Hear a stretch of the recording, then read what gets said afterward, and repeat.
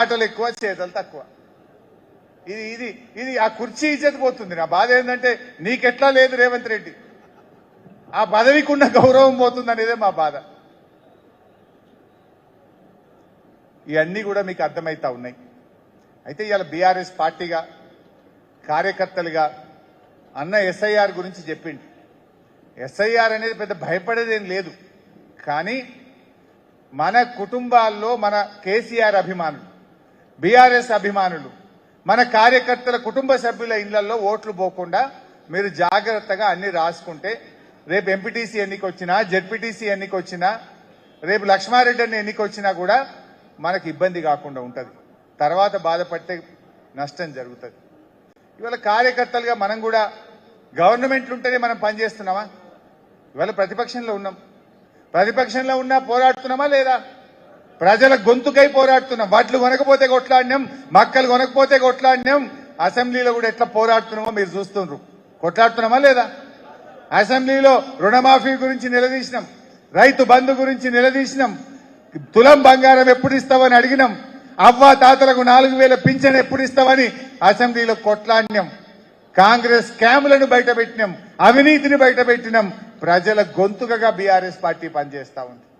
ఒక రాజకీయ పార్టీ అధికారమే ముఖ్యం కాదు, ప్రతిపక్షంలో ఉన్నా కూడా మనకు గౌరవం ఉంటుంది. ప్రజలు ఎటు చూస్తారు? గవర్నమెంట్ ఫెయిల్ అయితే, గవర్నమెంట్ పట్టించుకోకపోతే ప్రజలు చూసేది మన వైపు చూస్తారు, ప్రతిపక్షం వైపు చూస్తారు.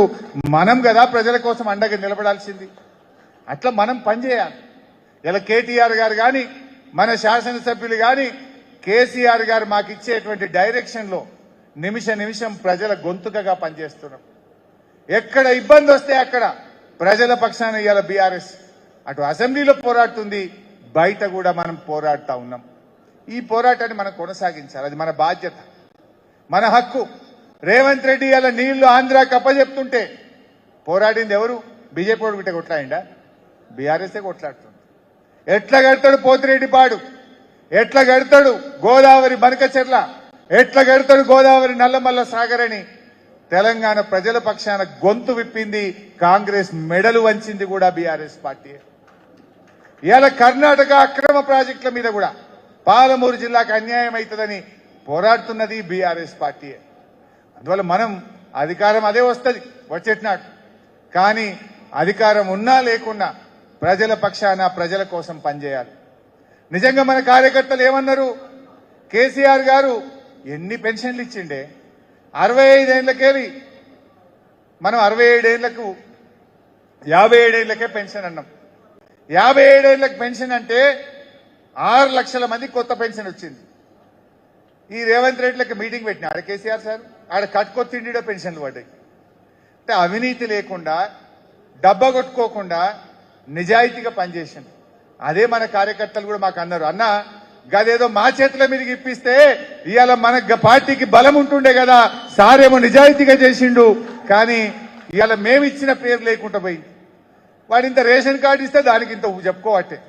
మనం ఇవ్వలేదా? ఎన్నో రేషన్ కార్డులు ఇచ్చినాం, 4 కిలోల బియ్యం ఉంటే 6 కిలోల బియ్యం చేసినాం, కానీ మనం చెప్పుకోలే. మనం ఏమైందంటే మనం చెప్పుకోలే. 57 ఏళ్లకు పెన్షన్ ఇచ్చినాం మనం. కేసీఆర్ గారు వచ్చినాడు ఈ రాష్ట్రంలో 22 లక్షల పెన్షన్లు ఉండే, ఓన్లీ 22 లక్షలు. మనం దిగిపోయేటప్పుడు ఎన్ని ఉన్నాయి తెలుసా? 41 లక్ష పెన్షన్లు అయినాయి. అంటే డబుల్ అయినాయి మనం ఇచ్చిన పెన్షన్లు. 200 ఉంటే 2000 చేసినాం. 22 లక్షల పెన్షన్లను 41 లక్షల పెన్షన్లు చేసినాం. కానీ మనం చెప్పుకున్నామా, పంచినామా? కేసీఆర్ గారు బీడీలు చేసేటోళ్ళకి ఇచ్చిండు, చేనేత కార్మికులకు ఇచ్చిండు, గీత కార్మికులకు ఇచ్చిండు, 57 ఏళ్లకే పెన్షన్ ఇచ్చిండు, వికలాంగులకు పెంచిండు, ఎయిడ్స్ పేషెంట్లకు ఇచ్చిండు, డయాలసిస్ పేషెంట్లకు ఇచ్చిండు. ఇచ్చుకుంటూ పోయినాం కానీ చెప్పుకుంటూ పోలే మనం. ఇచ్చుకుంటూ పోయినాం కానీ చెప్పుకుంటూ పోలే మనం. వీళ్ళు కాంగ్రెస్ వచ్చినాక ఏమైంది తెలుసా? 42 లక్షలున్న పెన్షన్లు ఇవాళ 2 లక్షలు కోసి పారేశారు. 2 లక్షల పెన్షన్లు కారణాలు లేవు, ఏదో కారణం చెప్పి కటింగ్ పెట్టారు. కొత్తగా ఒక్క పెన్షన్ ఇవ్వలే. కాంగ్రెస్ వచ్చినాక కొత్తగా ఒక్క పెన్షన్ కూడా ఇవ్వలే, కానీ 2 లక్షల పెన్షన్లు కోతలు పెట్టిండు తప్ప కొత్తగా ఇవ్వలే. మనమేమో 20 లక్షల పెన్షన్లు ఇచ్చినాం, 200 ఉంటే 2000 చేసినాం, కానీ మనం చెప్పుకోవడంలో వెనుకబడ్డాం. అందుకే ఇవన్నీ కూడా మనం మళ్ళీ గుర్తు చేయాలి. మీకు తెలియని కావు, అన్నీ మీకు తెలిసే, కానీ మీకు గుర్తు చేస్తే రేపు ప్రజల్లో మీరు చర్చ పెట్టాలి, ప్రజల్లోకి మనం తీసుకుపోవాలి. ఏదో ప్రతి అవ్వకు తాతకు చెప్పాలి. మనం కాంగ్రెస్ వచ్చి 31 నెలలైంది అంటే ప్రతి అవ్వకు తాతకు రేవంత్ రెడ్డి 62,000 రూపాయలు బాకీ పడ్డాడు బిడ్డ. ఇవాళ 62,000 ఇచ్చినాకనే కాంగ్రెస్ వాడు మాట్లాడాలని అవ్వ తాతలను పెన్షన్దారులను మనం ఎడ్యుకేట్ చేయాల్సినటువంటి అవసరం ఉంది. అట్లే మా అక్క చెల్లెలు మహాలక్ష్మి 2,500 అన్నాడు. ప్రతి చెల్లెకు అక్కకు 75,000 రూపాయలు రేవంత్ రెడ్డి బాకీ పడ్డాడు. దాని సంగతి ఏందో చెప్పమని మనం మహిళల్లో చైతన్యం తీసుకురావాల్సిన అవసరం ఉంది. ఇదే చర్చ పెట్టాడు. పైసలు లేవంటాడు. పైసలు ఎందుకులో మరి మూసీకి ఎక్కడికి వచ్చినాయి, ఫ్యూచర్ సిటీకి ఎక్కడికి వచ్చినాయి, అందాల పోటీలకు ఎక్కడికి వచ్చినాయి, ఫుట్బాల్ షోకులకు ఎక్కడికి వచ్చినాయి, రెండు క్యాంప్ ఆఫీసులు కట్టుకోవడానికి ఎక్కడికి వచ్చినాయి రేవంత్ రెడ్డి అని మనం ప్రజల్లో చర్చ పెట్టాల్సిన అవసరం. ఇవన్నీ మీరు మంచిగా తీసుకొని పోండి. ప్రజలకు అన్ని అర్థమవుతున్నాయి. ప్రజలు ఒక మాట అంటున్నారు, ఇప్పుడు ఈ స్కాముల ప్రభుత్వం పోవాలి, మళ్ళీ స్కీముల ప్రభుత్వం కేసీఆరే రావాలి అంటున్నారు. ఎన్ని స్కీములే మనవి. కేసీఆర్ వచ్చినాక స్కీములే స్కీములు. నెలకొక్కటొచ్చు, 2 నెలలకొకటొచ్చు. ఇప్పుడు ఏంది నెలకొక్క స్కామ్. హైడ్రా కూడా ఒక పెద్ద స్కామ్, హ్యామ్ రోడ్లో ఒక స్కామ్, విద్యుత్తులో ఒక స్కామ్, సింగరేణిలో ఒక స్కామ్, గురుకుల టెండర్లలో ఒక స్కామ్. అసలు స్కాములే స్కాములు. స్కీములు లేవు కానీ స్కాములు ఫుల్ ఉన్నాయి. అందుకే వీటన్నిటిని కూడా మనం మంచిగా ప్రజల్లోకి తీసుకొని పోదాం. తప్పకుండా ఇవాళ ఇంకొక మాట, లాస్ట్ మాట చెప్పి నేను ముగిస్తా. మొన్న ఎప్పుడో రేవంత్ రెడ్డి మహబూబ్నగర్ జిల్లాకు వచ్చిండు. బీఆర్ఎస్ పార్టీని మొలకెత్తనీయ, పోయిన తాప 2 గెలిచిండ్రు, ఈసారి అది కూడా గెలవనీయ అన్నాడు. అవుతుందా? రేవంత్ రెడ్డి నీ మొహానికి మొలకెత్తిన ధాన్యం కొనే తెలివి లేదు కానీ బీఆర్ఎస్ పార్టీని మొలకెత్తనీయ అని మాట్లాడతావా నువ్వు? మొలకెత్తిన వడ్లు కొనే తెలివి లేదు నీకు, కానీ ఇంకా బీఆర్ఎస్ ను మొలకెత్తనీయ అని ఈ మొనగాడు మాట్లాడుతుండు. రాసి పెట్టుకో. పోయినసారి కొడంగల్లో మా నరేందర్ అన్న నిన్ను చిత్తుగా ఓడగొట్టినాం. నువ్వేదో గుడ్డి మార్దెబ్బల పోయి మళ్ళీ ఎంపీ గెలిచినావు 5,000తో.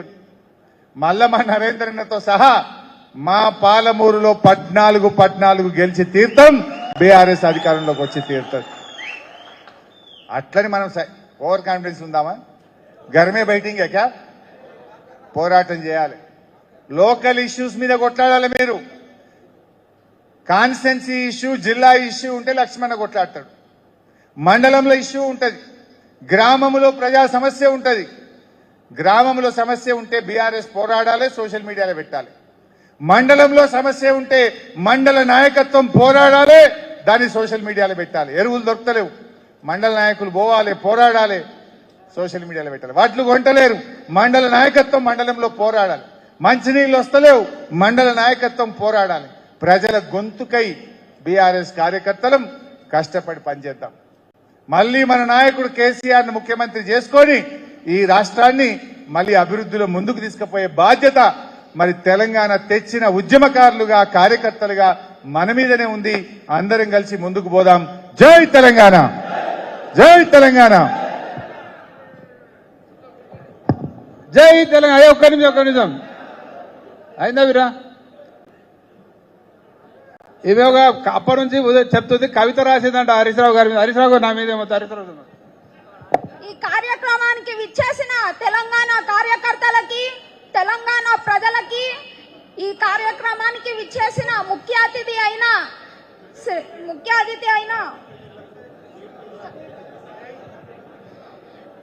భారతదేశానికి స్వాతంత్రం తెచ్చింది మహాత్మా గాంధీజీ అయితే మన తెలంగాణకి, తెలంగాణ ప్రజలకి స్వాతంత్రం తెచ్చింది కేసీఆర్ గారు.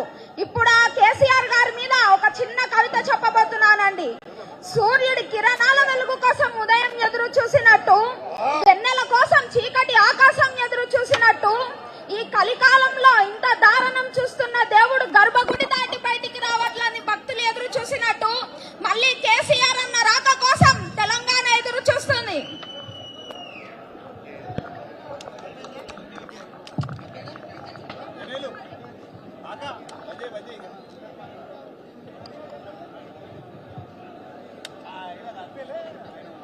ఓకే కదా?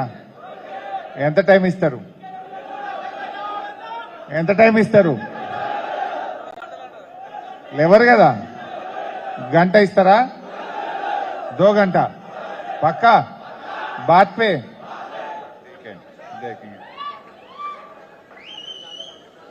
గౌరవనీయులు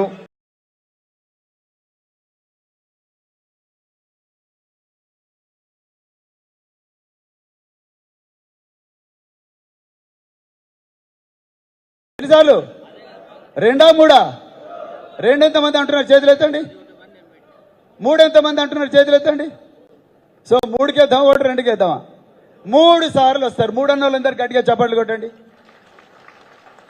3 సార్లు వస్తారు 3 సార్లు వచ్చి మనకి ఎన్యుమరేషన్ ఫామ్ 2 కాపీలు ఇస్తారు ఒక కాపీ మీద